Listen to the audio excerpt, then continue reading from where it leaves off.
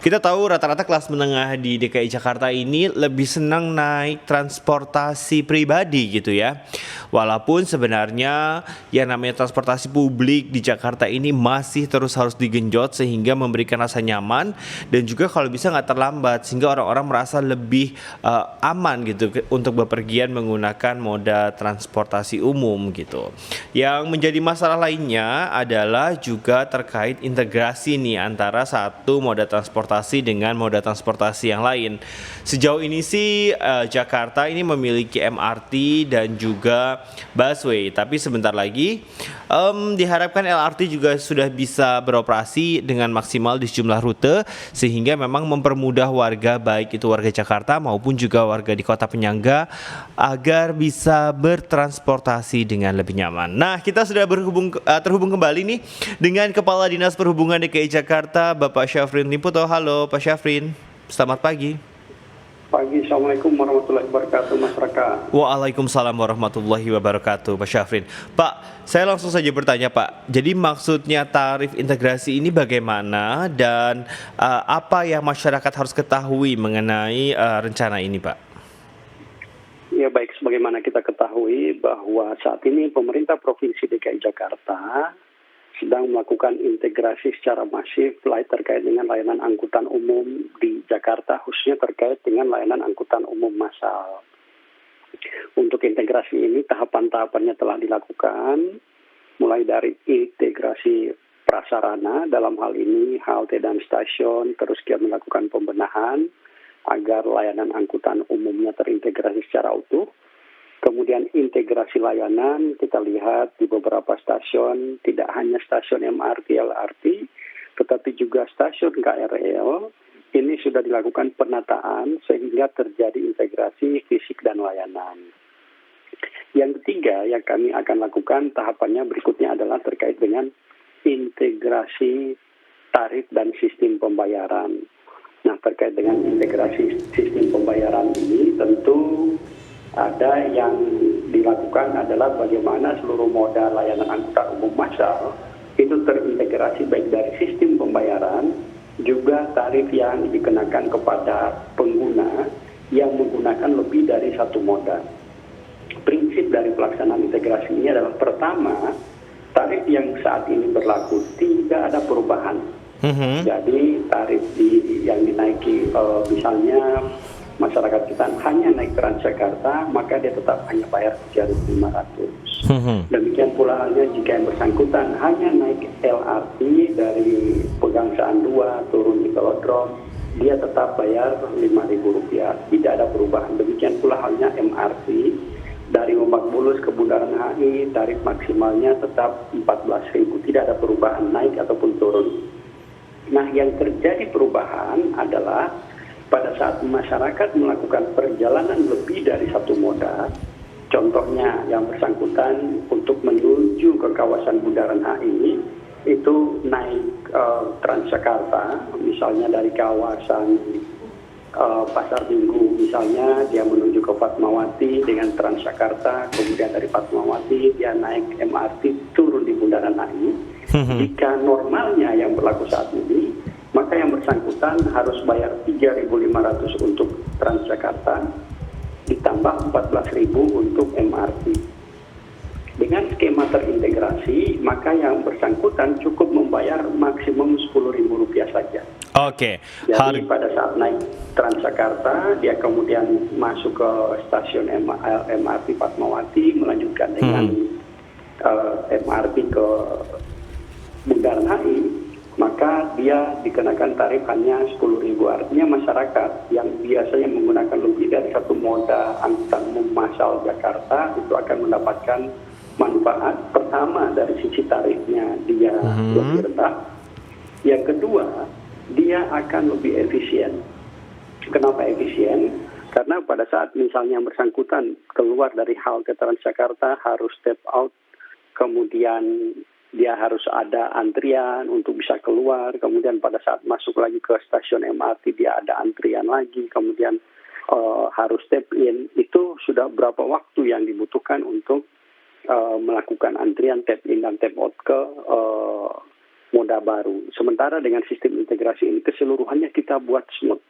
Yang bersangkutan cukup sekali tap in di moda awal dia masuk dan keluarnya nanti pada ujung di mana dia akan keluar dari sistem layanan angkutan umum. Demikian Mas Raka.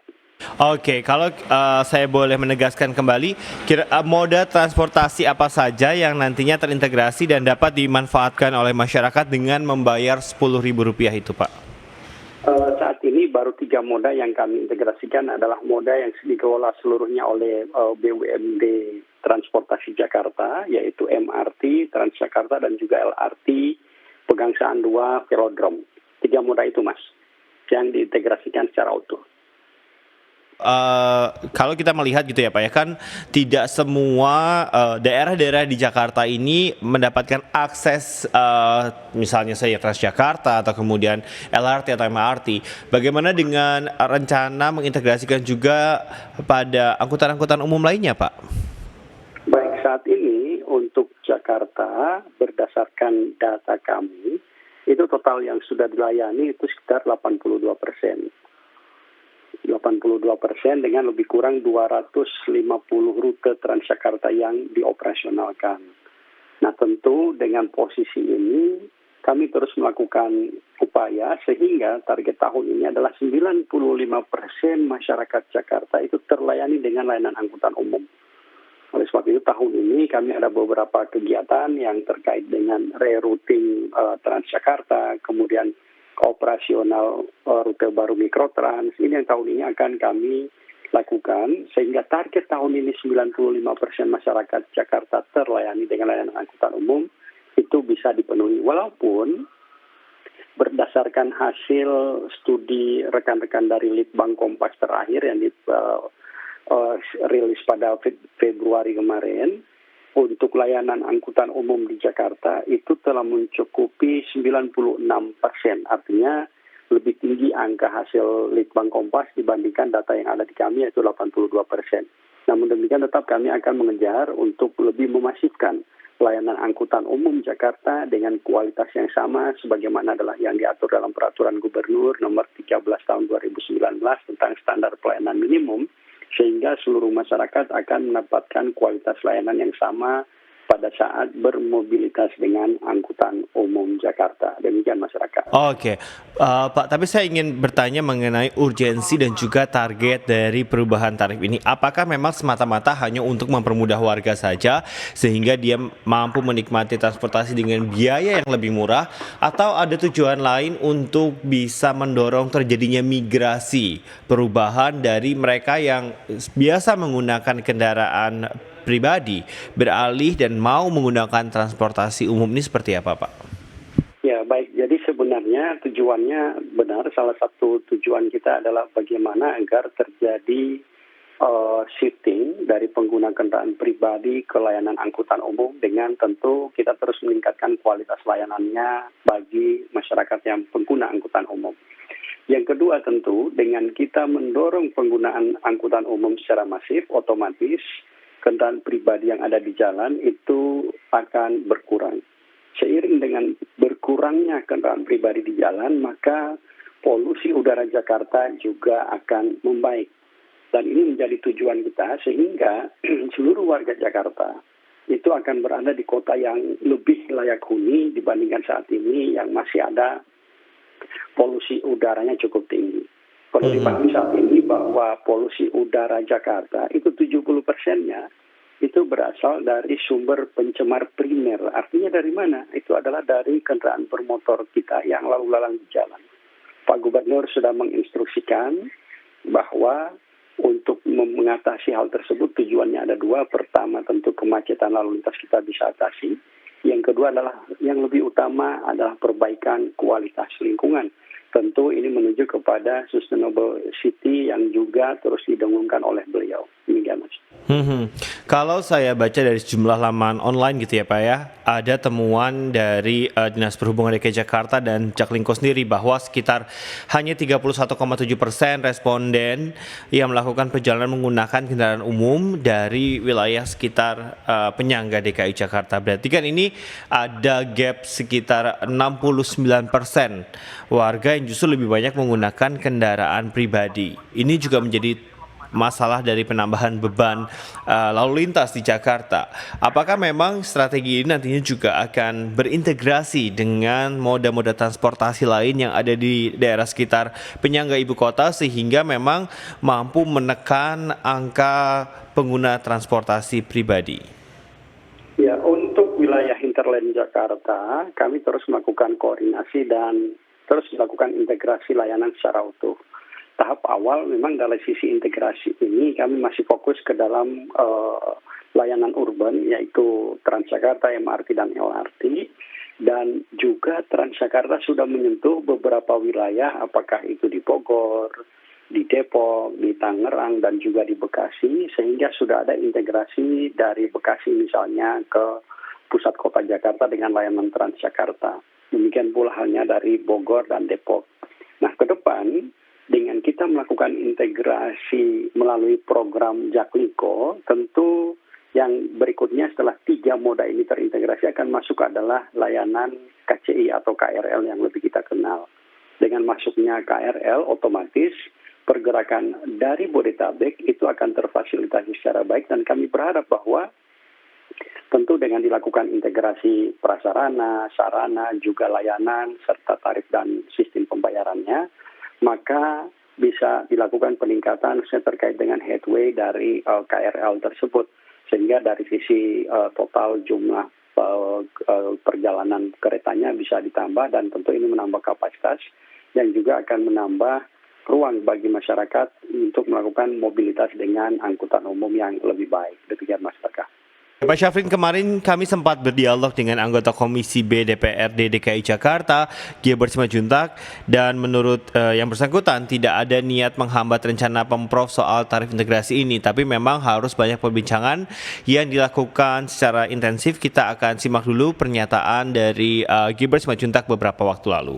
Kita sudah disampaikan 2 kali mengenai rencana dari Pemprov untuk integrasikan tiket. Pada prinsipnya tidak ada yang mempersulit segala macam, tetapi banyak sekali hal yang tidak jelas yang kita minta kejelasan. Yang kedua, itu kan punya struktur timnya yang harusnya hadir di waktu pengajuan. Tetapi mereka tidak hadir sehingga ya kita tunda untuk membahas, memperdalam. Karena ya kalau mau minta uang 3 triliun tapi yang hadir kemudian bukan yang berkepentingan, lalu bagaimana kita mau menyetujui? Kan itu bukan uang kita, uang rakyat. Tetapi ada juga hal yang mungkin saya mesti laporkan. Jangan dikira kita mempersulit. Sama sekali tidak ada. Tetapi ada keanehan di mana tidak ada satu negara pun yang sudah lebih dulu melakukan sistem transportasi publik yang melakukan integrasi tiket antara MRT dengan bus dengan yang lain-lainnya di negara manapun. Sehingga ini menjadi tanda tanya juga buat kita karena apa konsekuensi yang akan kita alami. Karena kalau kita melihat dengan kondisi, dengan rencana mereka, apa yang terjadi nanti sesudah kemudian sekarang masih misalnya 16 kilo. Mereka targetkan untuk kemudian 300 kilo lebih ekstensifikasi atau perluasan dari jaringan pelayanan.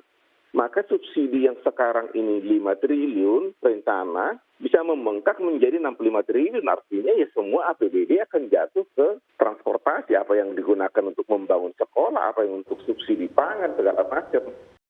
Oke, kita kembali ke Pak Syafrin. Pak, apakah dana APBD DKI Jakarta untuk transportasi akan meningkat dengan adanya rencana ini? Dari misalnya 5 triliun menjadi 65 triliun, dan bagaimana skema subsidinya sendiri, Pak?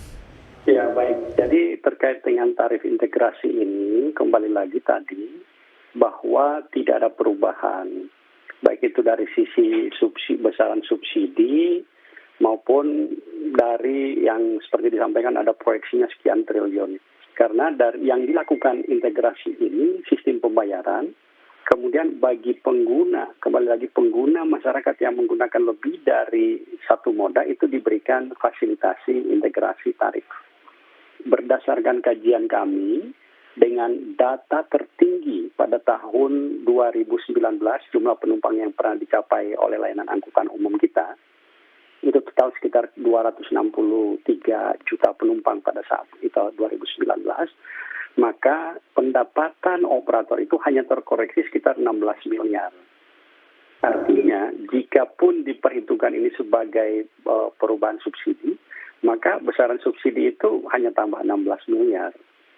Dan dari hasil hitungan kami, dengan angka-angka koreksi ini, itu tidak perlu kita merubah subsidi harus nambah sekian triliun, tidak perlu karena koreksinya sangat sedikit. Bahkan berdasarkan data di tahun 2020 yang mana memang pandemi COVID-19 sehingga ridership kita turun, layanan angkutan umum Jakarta total hanya mengangkut sekitar 132 juta penumpang. Itu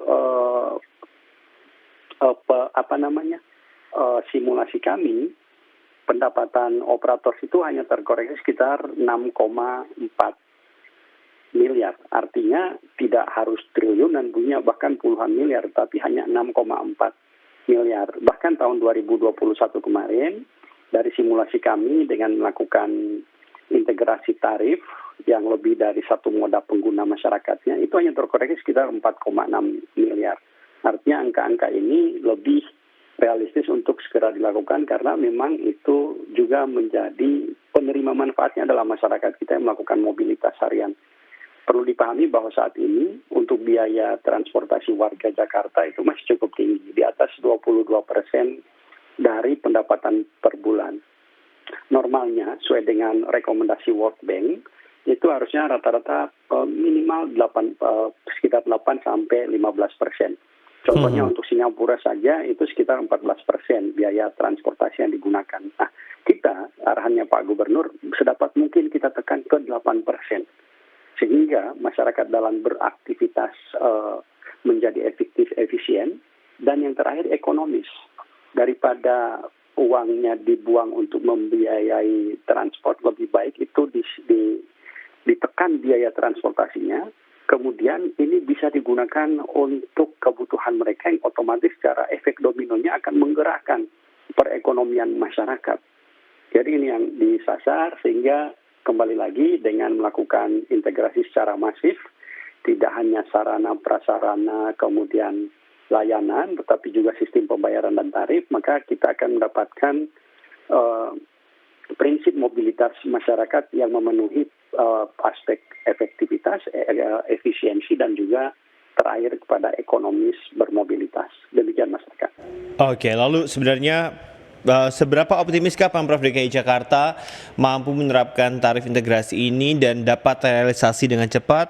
Kapan kira-kira, Pak? Tentu saat ini seluruh persiapan, baik itu dari sisi infrastruktur, integrasi sistem pembayaran dan tarif, kemudian sistemnya sendiri, sumber daya manusianya, ini sudah dilakukan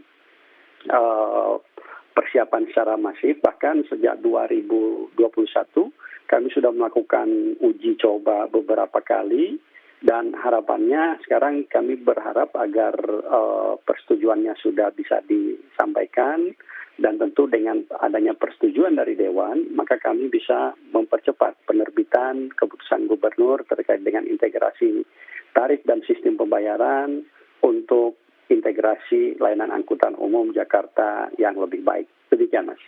Oke, terima kasih Kepala Dinas Perhubungan DKI Jakarta, Syafrin Liputo. Selamat kembali bertugas.